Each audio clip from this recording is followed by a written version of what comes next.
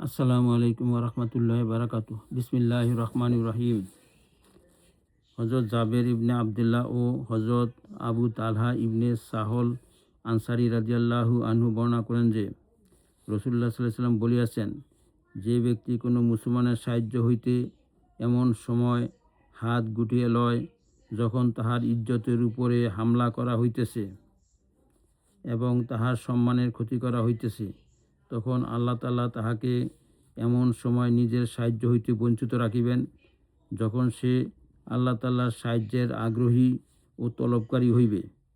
আর যে ব্যক্তি কোনো মুসলমানের এমন সময় সাহায্য ও সহানুভূতি করে যখন তাহার ইজ্জতের উপর হামলা করা হইতেছে এবং তাহার সম্মান নষ্ট করা হইতেছে, তখন আল্লাহ তাআলা তাহাকে এমন সময় সাহায্য করিবেন যখন সে আল্লাহ তাআলার সাহায্যের আগ্রহী ও তলবকারী হইবে।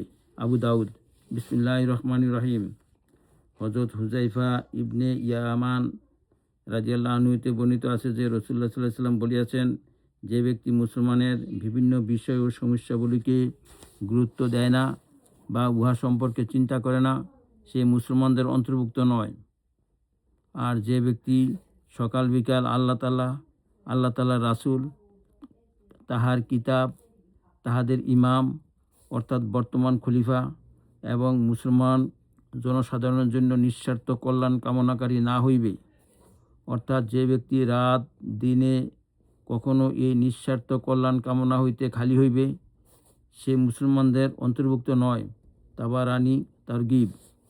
বিসমিল্লাহির রহমানির রহিম।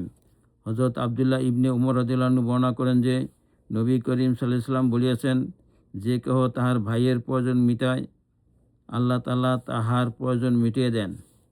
আবু দাউদ। বিসমিল্লাহির রহমানির রহিম। হযরত আনাস রাদিয়াল্লাহু আনহু বর্ণনা করেন, নবী করিম সাল্লাল্লাহু আলাইহি ওয়াসাল্লাম বলিয়াছেন, যে ভালো কাজের দিকে পথ দেখায় সে উহার উপর আমলকারীর সমান সওয়াব পায়। আর আল্লাহ তাআলা পেরেশান ও বিপদগ্রস্ত লোকদের সাহায্য করা পছন্দ করেন। বাজ্জার তারগিব। বিসমিল্লাহির রহমানির রহিম। হযরত জাবের রাদিয়াল্লাহু আনহু বর্ণনা করেন, রাসূলুল্লাহ সাল্লাল্লাহু আলাইহি ওয়াসাল্লাম বলিয়াছেন, ঈমানদার অন্যকে মহব্বত করে আর তাহাকেও অন্যরা মহব্বত করে।